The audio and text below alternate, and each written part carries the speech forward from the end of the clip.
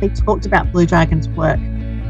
And in that moment, I kind of felt like I needed to do more with my life. I was very comfortable at that stage. I was, working in a great school in a really comfortable part of my life, and I knew I wanted to do more. And that was how I met Blue Dragon and ended up moving to Vietnam. Welcome to episode number 36 of the 100 Successful Women, a Conversation to Inspire series. Episode 36 also signifies another milestone for this 100 Successful Women series. I wanted to once again, and I can't say enough, thank you to each and every one of you who have come together to make this podcast or this series possible. So in today's episode, I am beyond thrilled and beyond exciting to share with you guys one beautiful woman that is so powerful. She is so inspiring, and I had such a wonderful conversation with her. So our guest for episode number 36 is Kim Miller. She is working for Blue Dragon Children Foundation, which is help to fight stopping human trafficking. So Kim has such a big mission. She has a mission bigger than herself. That's why she is actually on a challenge to swim to conquer the English Channel in year 2024, which is happening in around 8 months' time, I would say.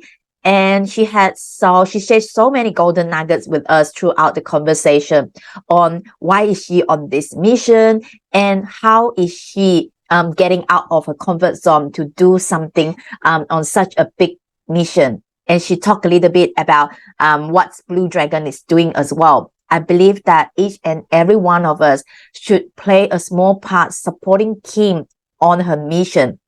So without further ado, I will like you to listen to what Kim is sharing with us and to let you guys have some awareness about human trafficking, which not many of us are aware as well.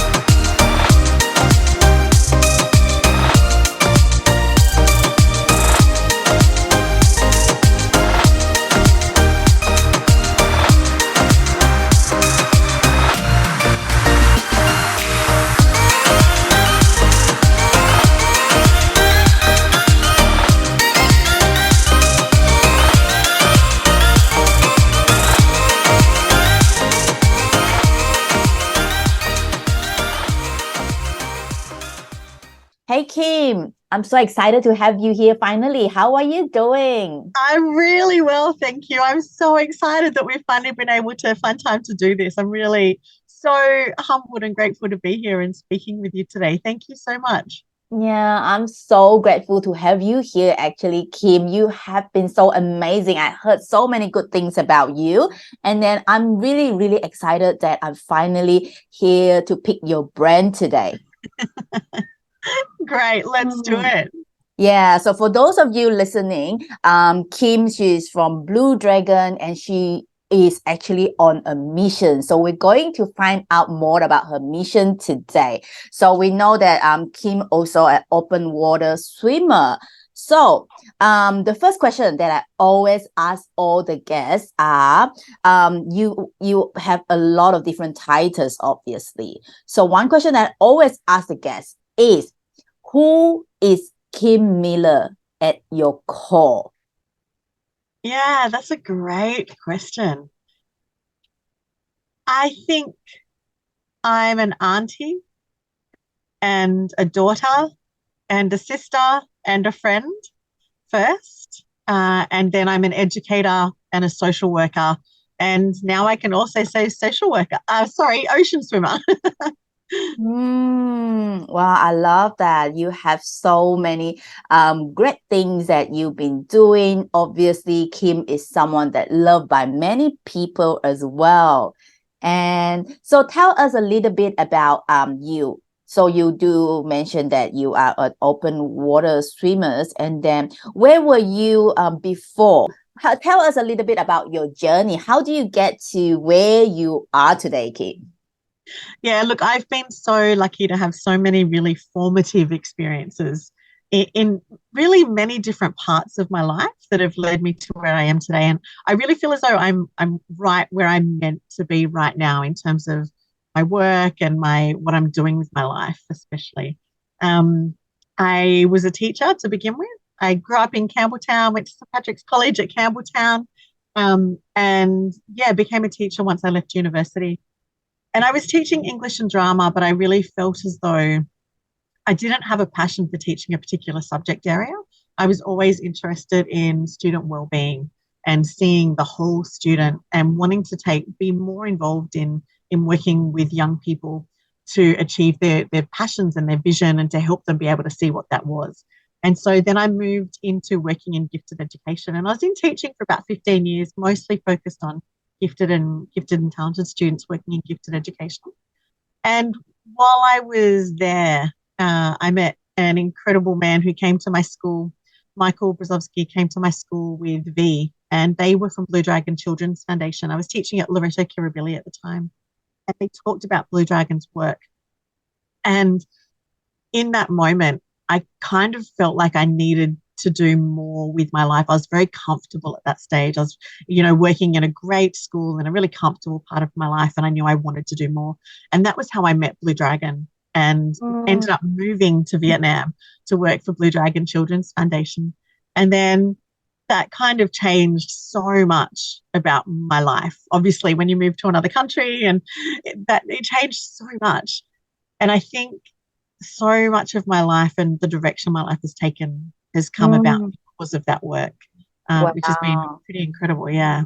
That's incredible. Like it's amazing. And then the world need more teachers like you. And that's really, it's important because it's a blessing to have you as a teacher. And instead of like so focusing on the academic, but you're focused on the well-being of the students. I think that's very important for the children.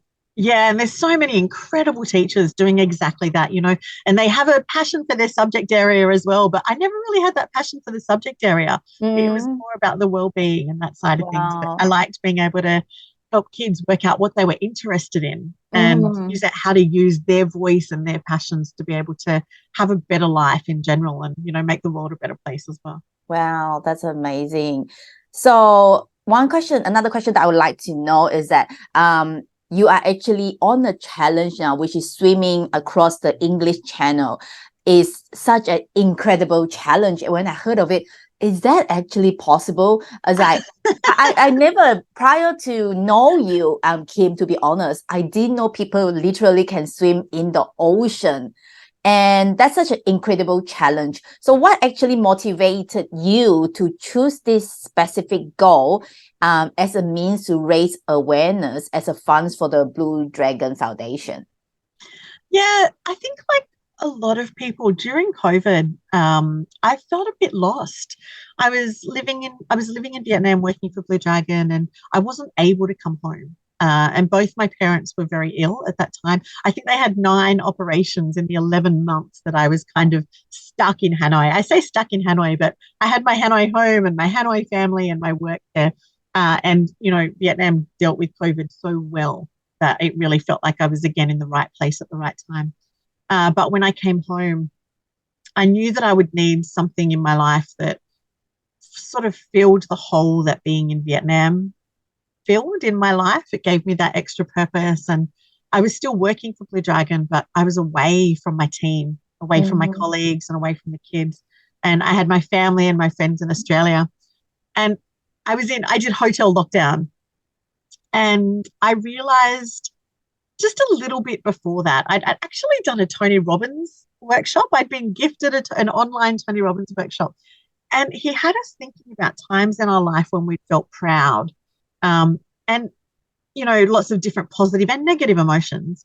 But the thing that kept coming up for me was swimming. And I think I'd swum as a teenager.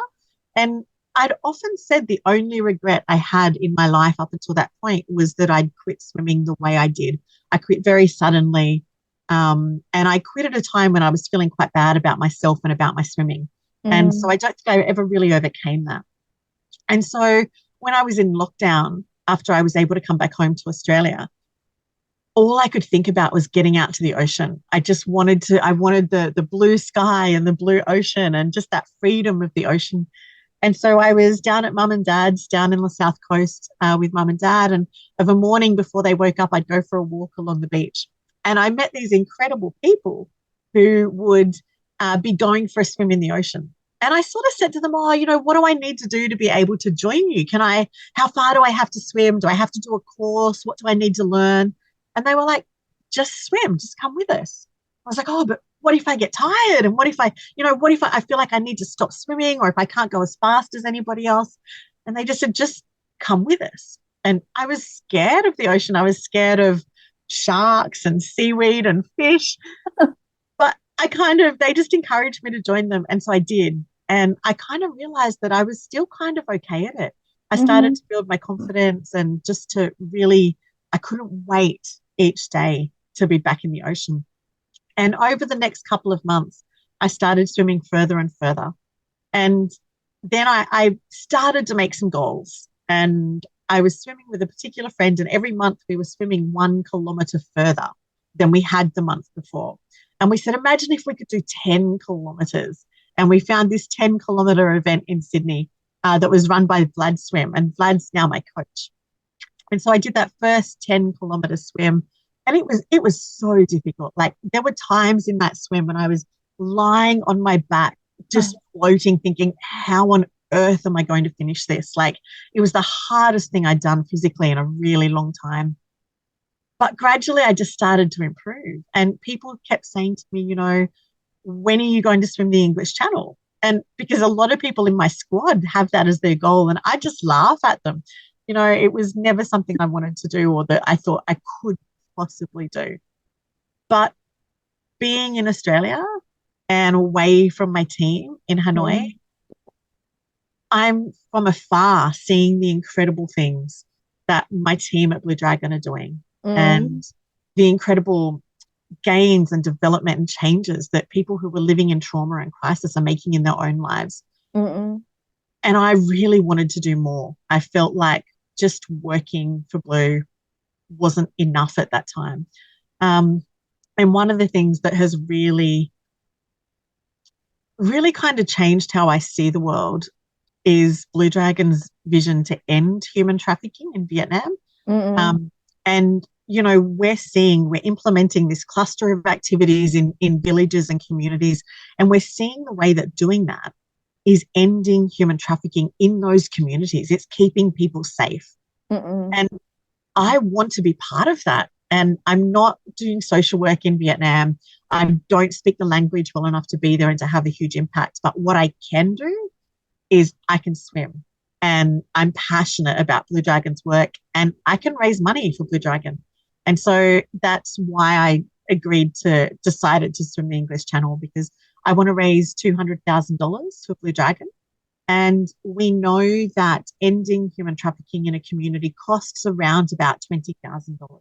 And so if I can raise $200,000, I can protect hundreds of people in 10 different communities and protect them from being vulnerable to human trafficking.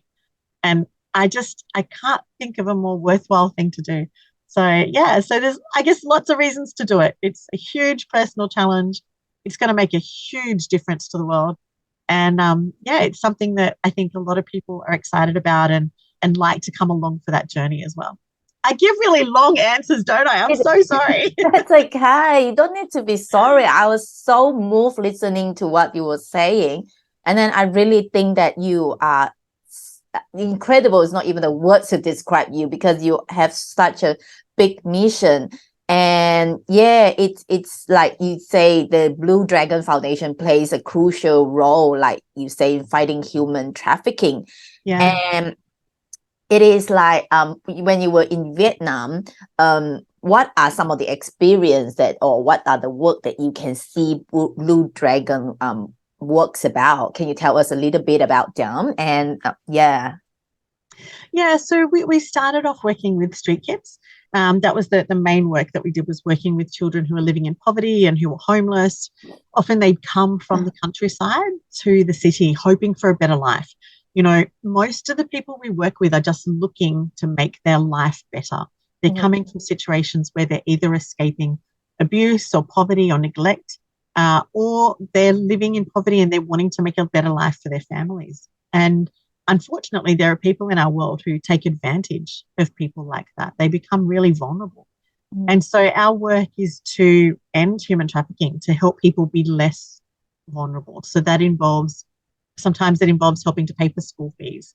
It can help making sure people have food, helping people find jobs, helping people have sustainable wages and sustainable income so that they can look after their families without needing to take risks and end up with them being trafficked. We also do rescues. So we go in and we rescue people who have been tricked and trafficked, whether that's into forced marriages or brothels, into casinos. At the moment, we're working with this terrible situation that's really becoming a global problem, where I don't know if you've had, I guess I should say, I don't know how many times you've had somebody call you or email you or send you a text message and it's a scam. You know, I just read the news on that as well. Yeah, like there are thousands. That's right. There are thousands of people being trafficked and forced to be involved in those scams. So they're being forced to do online and telephone scams. And if they're refusing to do it, or if they're not meeting their targets, they're being tortured or worse. Wow. And it's really, the situation now is incredibly difficult. So we're doing those rescues. We're helping those people come home. Sometimes that means walking 38 days, like hiding through the day, walking through the night, to help people get from Myanmar back into Vietnam. And then, of course, getting somebody home, that's just the start. Once somebody's home, that's when they need help to recover. And they need psychological support. They need counselling. They need lawyers to be able to help them work through the legal system and represent them at court, so that we can make sure that the traffickers get, you know, sent to prison and that the victims themselves are able to access compensation. So there's so many different components that go into making sure people are having a good life at one end of the spectrum, rescuing them when they're in crisis, and helping them recover after it. So it's a pretty incredible work. Wow, that's massive. And then it's like a lot of like the things that you mentioned, it sounds like mission impossible for a lot of things, and then but you guys did your very best to help them. Yeah, it is. And I think it's one of the things that I really love about the work is that, you know, you get to see those transformations. I've been there when a young boy who'd been abused very badly over a number of years, and he was very withdrawn into himself. He wasn't, you know, able to engage in the world in a really positive way as a result of his trauma. And I was there the first day that I saw him throw back his head in laughter and smile. And that, such a pivotal moment. And it's not like his life was suddenly perfect after that moment, but suddenly there's that hope of knowing that, you know what, with some love and some care and some support, he's going to be okay. And at Blue Dragon, we get to see that happen like quite regularly. So it's a pretty special thing to be able to witness. And, wow, that's amazing. And then, I feel so like emotional when I think of that. And then I can imagine the hope that the boy's having. It's going to be like a big, like pivotal moment for yourself as well, I would say, right? Absolutely. Yeah. Yeah. So like you say, it's your purpose to help those in need, especially to work with Blue Dragon to end human trafficking. That's a very big purpose in your life for someone. So finding one's purpose can be like a lifelong quest for many people, right? So how did you actually discover your passion for like combating human trafficking? And for someone out there, what are some of your advice for them, especially women, to help them if they want to seek their own sense of purpose, Kim? I think we know that we can't do any of this alone. Like, our community and the village and the people around us are so very important.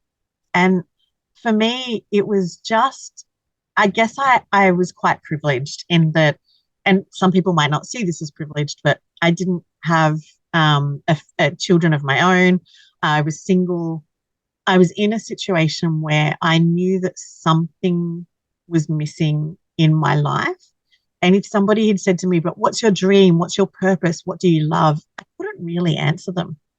And it was just being able to take a few chances and to try different things. It was having other people inspire me to be able to say, you know what, that's something that's really worthy. And when I heard Michael and V talk about Blue Dragon and about their work, you know, V had been a street kid. He's now the co-CEO of Blue Dragon.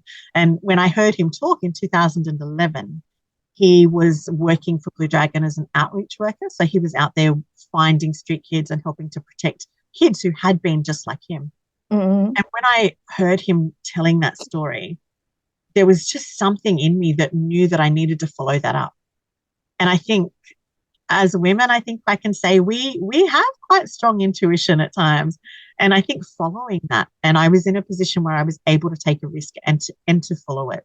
I had to do things that other people don't necessarily understand.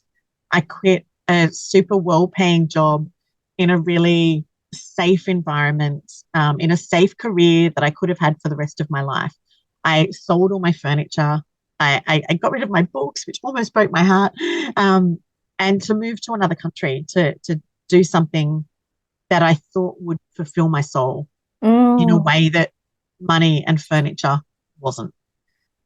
And so it was just following that intuition and taking a risk and being able to say, I'm okay with not doing what other people think is the normal thing to do. You know, I know my mum and dad often worry about me because I'm not living the traditional life that they might have hoped that their daughter would live, with a secure career and a lot of money behind me and a husband and children. But for me, this work that I'm doing really sets a fire in my soul. And when I add the swimming to that, that kind of, that's closed another circle for me. That Tony Robbins course really had me thinking about the things that I value and that make me feel alive. And we spent 3 days dedicated to thinking about that. And again, what a luxury, what a privilege to have had 3 days gifted to me to spend thinking about my life and my path and where I wanted to go. And so I think it's those three things. It's listening to your intuition, taking chances to be able to follow your own path, even if it's a path that other people might think is unconventional or might worry about you doing, and having people to guide you, having people around you who can support you and say, you know what, do it. We're behind you. It might not work, but let's try it anyway. The English channel has a 70% failure rate. And you know what? There's a huge risk in doing this, in putting myself out there publicly and saying I'm doing this and I'm doing it for Blue Dragon but I feel so supported and so loved that no matter what the outcome, I know I'll be okay. And let's take a risk. Let's try and do something incredible. Wow, so many golden nuggets in those few lines that you just shared. And I really love that you say that to believe in your intuition and have the supportive community to support you with that. And I'm also super excited for the Tony Robbins events that's coming up, actually. Yeah, it's incredible. It was, it was, for me, it was actually life-changing. Because it was, you know, I knew there were areas in my life that I was really happy and fulfilled in. And there were areas that I need to do a lot of work in. And there are still areas that I need to do a lot of work in. But I'm kind of filling one area at a time at the moment. And yeah, it's, I think having that time to really reflect on our lives is difficult for a lot of women, especially women who are trying to balance careers and families and friends and a social life and health and fitness. It can be really difficult to have that time to sit back and to really think about, what do I truly want and what do I want my next steps to be? And it's such a valuable process, but also a really privileged process to be able to undertake. Wow, that's so true. So like you say, it's about balancing, which is something that is challenging as well. Because you mentioned about balancing. So my next question is about like balancing, because balancing your personal and mission-driven goals, like you say, it can be so challenging for you as well. So like how do you currently manage your time and priorities to ensure that you are still making this meaningful impact while also nurturing your own well-being? Yeah, I think, I talk about there are some areas of my life that are going really well and others that I still need to work in. And I can see my work is so fulfilling. The swimming for me ticks so many boxes. I get to have my health and fitness.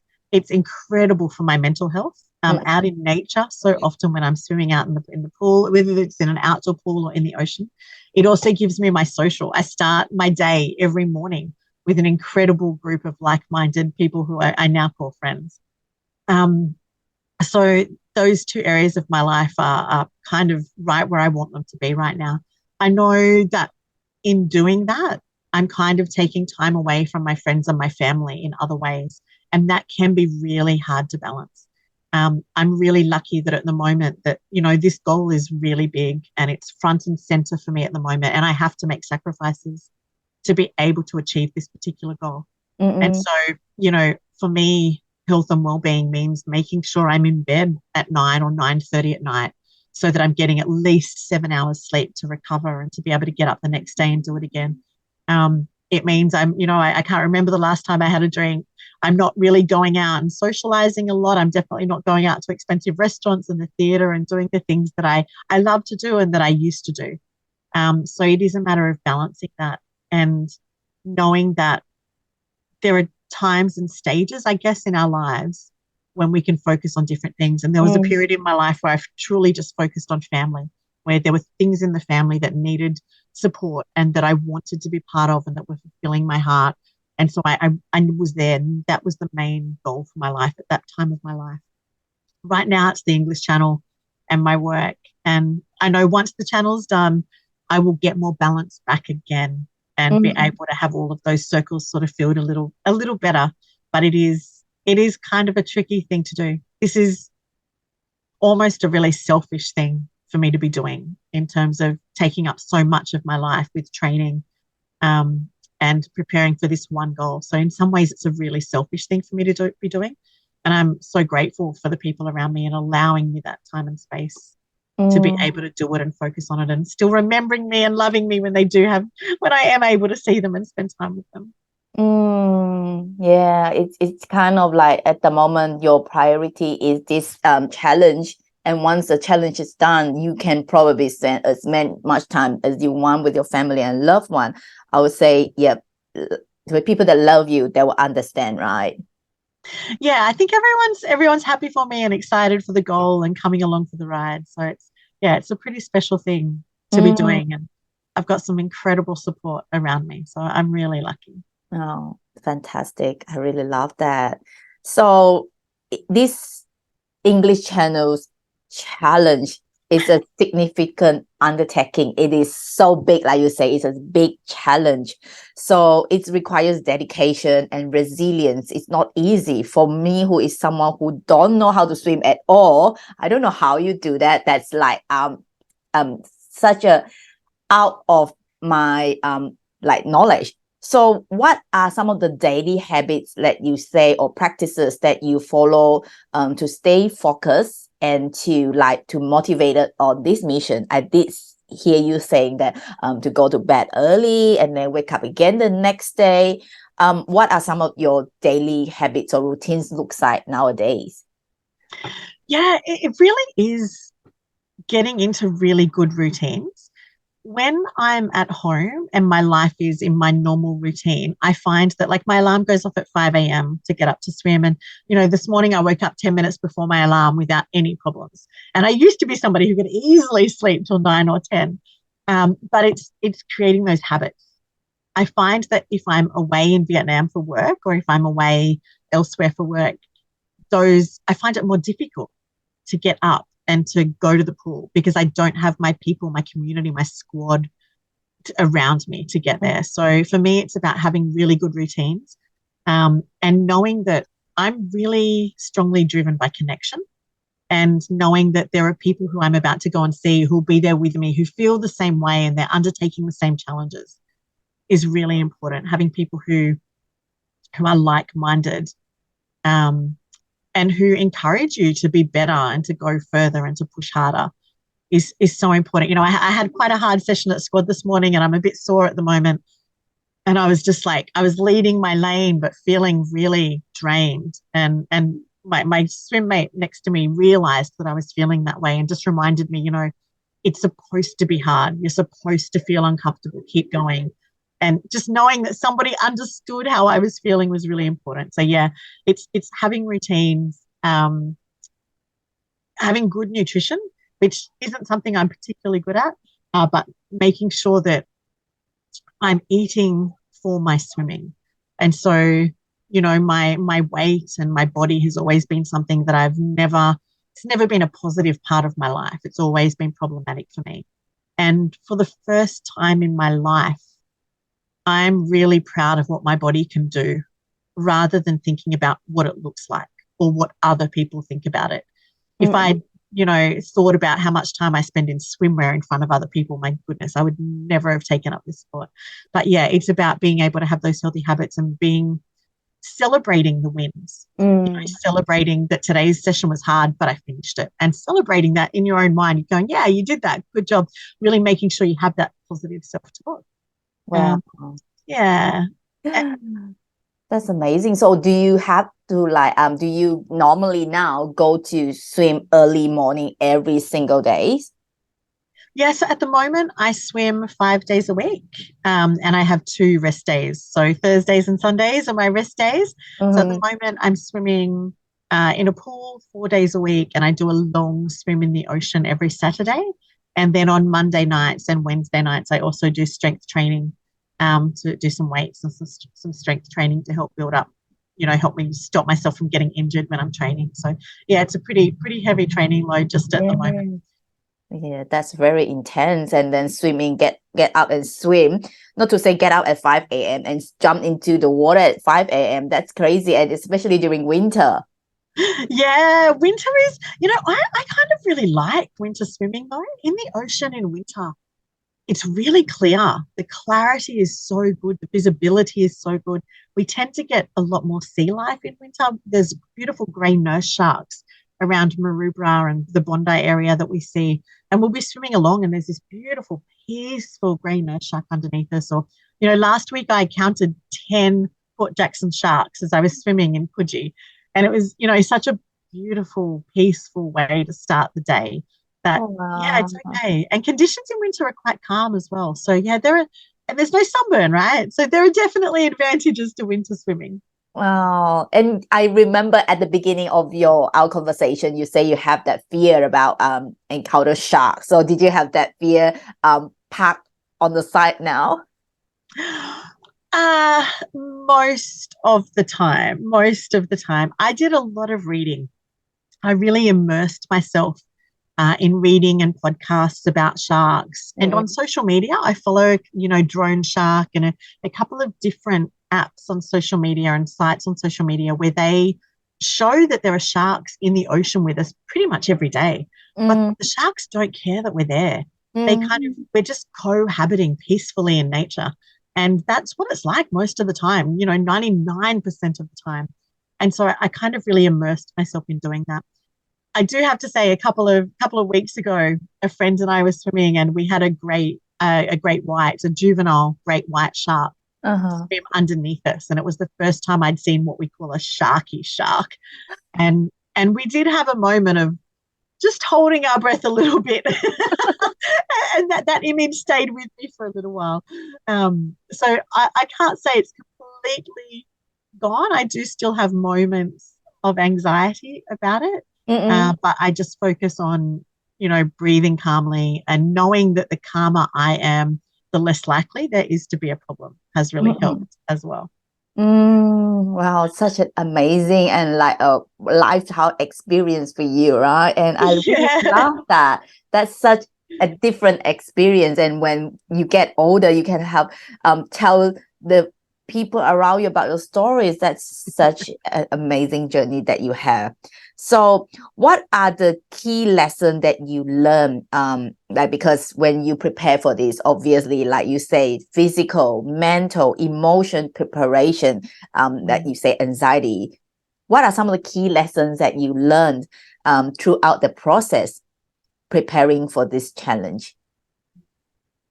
I think one of the big things is that under the right circumstances and with the right support, we can do anything. You know, people are often a bit awed about the English Channel swim, and they say, oh, I could never do that. They could never do that. And I honestly, people who knew me 4 years ago would never have said, yeah, she's somebody who'll swim the English Channel. You know, if you asked me to run a marathon, I'd tell you you'd lost your mind. There's no chance of me running a marathon. But it really helped me understand that having the right coach around me, having the time, having flexibility in and support from my work, having a goal that's bigger than myself is all so important. And when all of those things come together, we can do anything. It's knowing that when it gets really hard, that I'm doing this for a purpose. And knowing what that, you know, Simon Sinek calls it his why, knowing what my why is. And I know that whatever pain I'm in or however difficult this is for me, it's nowhere near as hard as having been trafficked and forced to work in a brothel and then finally escaping, afraid for your life, and having to walk 38 days, hiding in the day and walking at night to be able to get back to safety and to your family and to your home country. Whatever I'm going through, it's nothing compared to what so many of the people that we work with at Blue Dragon are going through.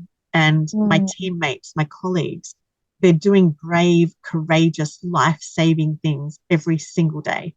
And when it gets difficult for me, I remember them and I remember that, because it makes me remember that, you know, we can do superhuman things. We just need the right support around us to make it possible.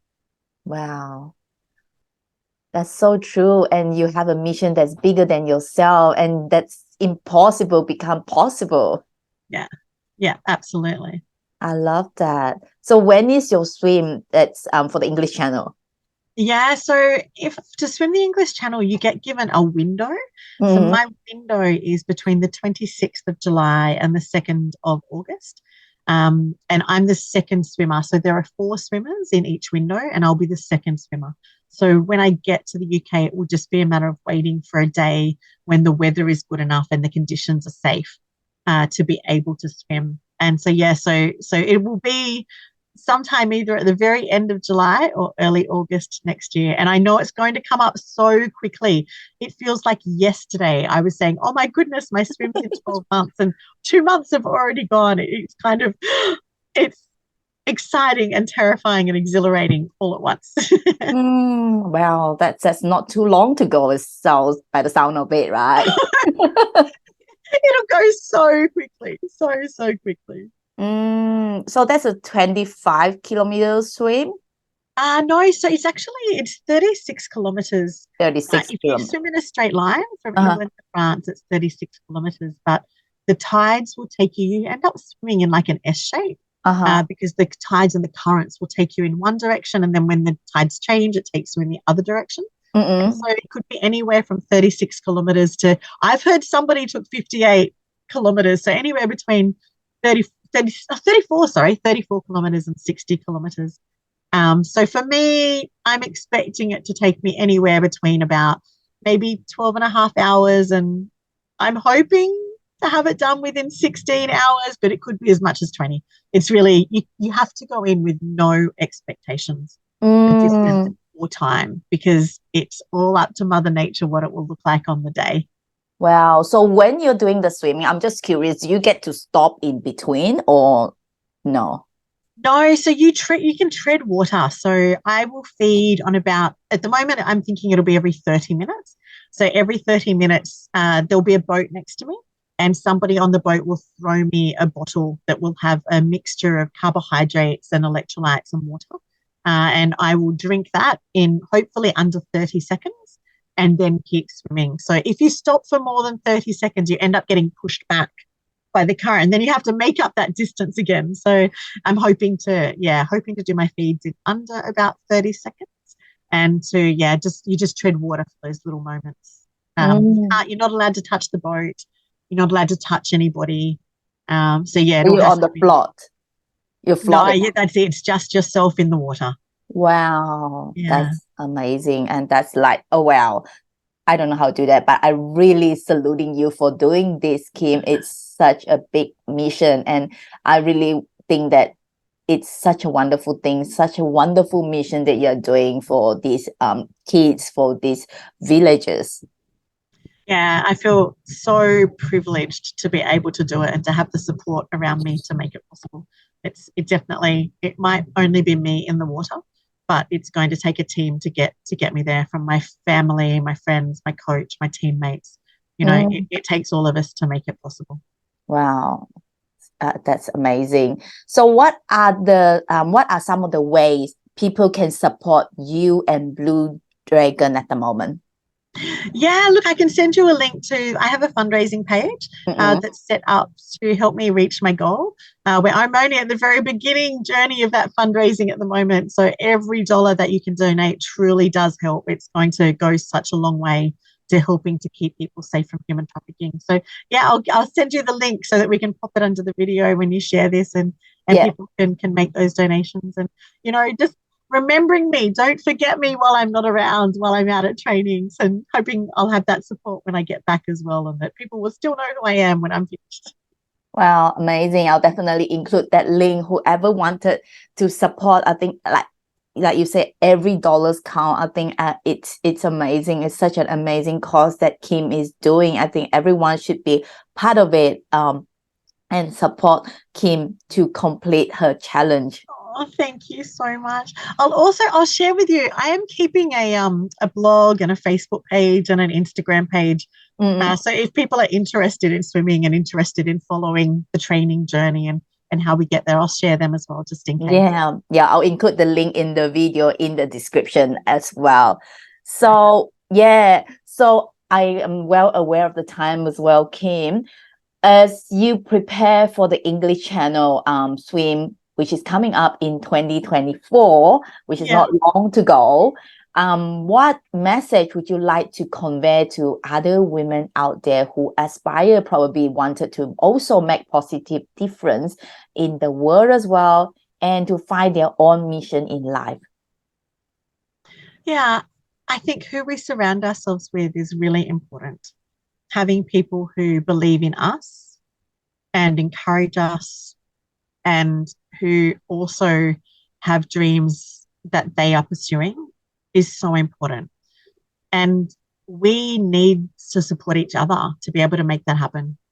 I have friends and family who are mums, who are working, they're caring for their families. They don't have a lot of time in their day. By the time they've got their work done and their family life done and being able to support a family and a household, there's not a lot of time left for themselves. And so sometimes we need to be able to support each other to make that happen as well. But I think it's really being able to, when you have the opportunity, taking the time to think about what are the things that move you, paying attention to those moments when something sparks your imagination and sparks that fire in you.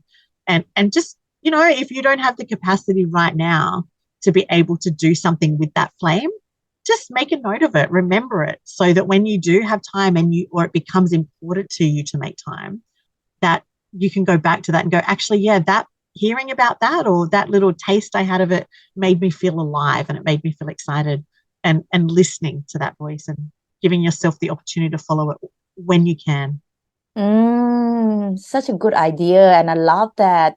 Even though probably it's not the time for us to fulfill that dream, write it down. It's so important. It's like or else we might forget about that, right? Yeah. it really was that workshop that I did that gave me that time to think back on, even if I was feeling flat in my life in that moment, it's what were the moments that in the past that made me feel happy or proud or excited or grateful, and really going back and reflecting on that really helped guide my future when I was able to take the time to reflect on that and to really think about it and to move forward. So yeah, it was kind of life-changing for me in a moment when I needed it to be. That's such a powerful message that you just gave us there, Kim. Yeah. So one other question that I would like to ask is that, is there a particular person that you would like to thank to in your life? There are too many. There are so many people. I have been given so many incredible opportunities. My parents and my brothers made huge sacrifices when I was young, getting me to the pool and to, spending all Saturday or sometimes Saturday and Sunday at swimming carnivals while I was training and while I was there at competitions. And, they really gave me the grounding to be able to find something that now I can light my life up with, that I'm so inspired by and that continues to inspire me and to keep me motivated in life. And so, mum and dad really gave me that grounding. There's been so many moments in my life. I was working at the University of New South Wales at the Gifted Education Centre, and so many amazing things of my life have also come out of that time of being there. I know about Blue Dragon, and I met Michael Wazowski, the founder of Blue Dragon, because of that work at Jerick. And there are so many people along the way who have supported me in big and small ways that, yeah, I couldn't narrow it down to one. There are so many pivotal people that have each had their moment in my life that have helped me to believe in myself and to be able to take risks and to live a life that is kind of unconventional for a lot of women. Wow, that's beautiful, Kim. I love that. Oh, that's amazing.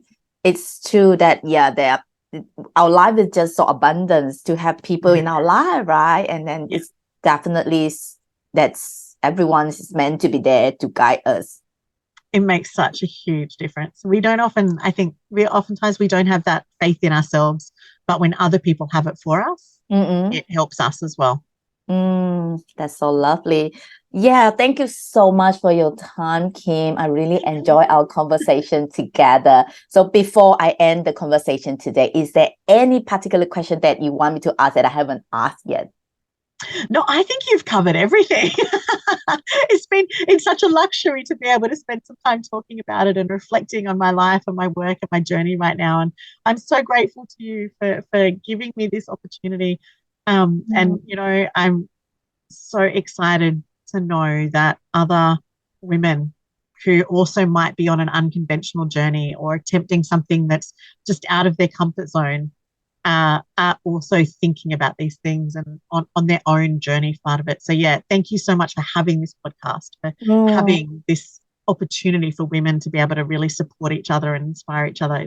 It's such a valuable thing to have. So thank you so much. Thank you so much, Kim. I really appreciate you for sharing your stories. That's very, very inspiring. And then, yeah, maybe just one person listening to your stories is going to spark their dreams, spark their desire, wanting to make an impact to the world as well. Yeah, absolutely. That would be amazing. Thank you so much once again, Kim, for your time. I really enjoy our conversation together. I'm looking forward for the 2024 challenge, and we'll definitely follow your stories along the way, and can't wait to hear more about that soon. Thank you so much, Vivienne. Lovely talking to you. Thank you so much. Bye.